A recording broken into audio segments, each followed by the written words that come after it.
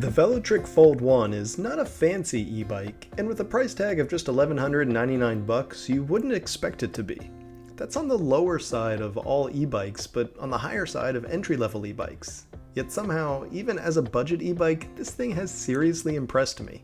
I've been a Velotric fan for a while now, watching the company roll out more and more refined e-bikes over the last few years. And so when they took a step back and removed a few features in order to reach this lower price point, I was a bit worried at first. But I can tell you, they definitely stuck the landing here. Let's hit the basic specs real quick so that we can get into the more interesting stuff, which is what makes this bike so different. Now first of all, the drivetrain.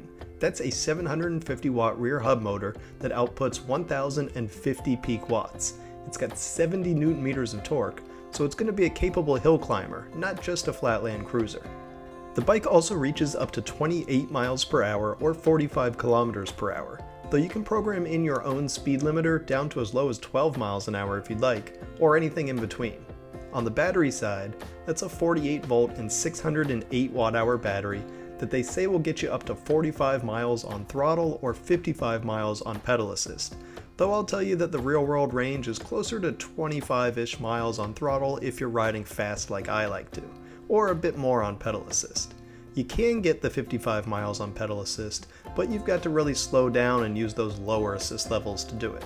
Next, moving around the bike, you'll find we've got hydraulic disc brakes on 180mm rotors, we've got a coil spring suspension fork up front, those are front and rear LED lights, and we've got included fenders. The aluminum frame is rated for 440 pounds or 200 kilos of load, and the rear rack alone can handle 100 pounds or 45 kilos, meaning a kid's seat is no problem, and you can even carry an adult on back, provided they're trim enough.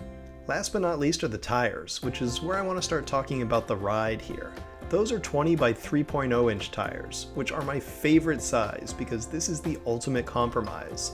They're semi-fat, meaning you get good cushioning like a fat tire, which complements that suspension fork, but they're still narrow enough to not feel sluggish, which keeps you nimble.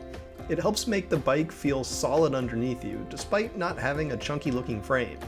In fact, at 63 pounds or 28 kilos, it's actually kind of lightweight for a folding e-bike, believe it or not. Most are heavier than this. I also really like that you can pull the battery out without folding the bike, which is not possible on several other frame-integrated battery e-bikes. Taking that battery out also helps make the bike lighter for when you want to pick it up to put it in a vehicle, and the entire process simply reverses on the other end, getting you back into riding form. Now I've talked about how nice the bike rides and how much value I think there is here, but not everything is rosy and I can always find something to complain about. In this case, the two downsides to me are the cadence sensor instead of a torque sensor for the pedal assist, and the somewhat smaller battery at 608 watt hours. Now I understand that both were chosen to help keep the costs from ballooning, ensuring that price of $1,199 remains affordable to as many people as possible. But I do miss some of those nicer features from Velotric's fancier e-bikes. The same goes for the lack of Apple Find My, which Velotric puts on their higher end bikes to help you track them if they go lost or get stolen, but I understand that those things add costs and that they saved costs on this model. I get it. One part though that I thought I'd see as a downside until I tried it was the LCD display. This is simpler than Velotric's fancier color displays, but dang if I don't love this thing because it's just so bright and easy to read and simple and visible. And yeah, it just works. It's not fancy, but I like it. All in all, there's a lot to like about this e-bike, even though it's technically a budget level, more minimalist e-bike. In this folding e-bike market where everything is basically compared against the Electrek XP 3.0 right now, the Velotric Fold 1 actually holds up. It is a bit more expensive, but it's also got this prettier blue paint job, it's easier to fold, and you can access the battery without folding it, and it matches that bike on all the other important performance metrics too.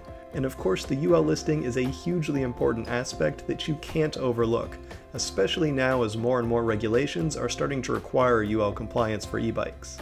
While the Velotric Fold 1 is not perfect, and I'd make those few changes if I could wag a magic wand at it without affecting the price, I still say that as is, this is one of the best options on the market right now for a good-looking, well-made, comfortable riding UL listed folder.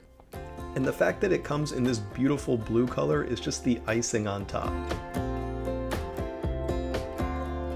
Thanks for watching, everyone. We hope you enjoyed that review of the Velotric Fold 1. If you did, why don't you give this video a thumbs up? And don't forget to subscribe so you won't miss any of our future electric vehicle videos. We'll see you here next time.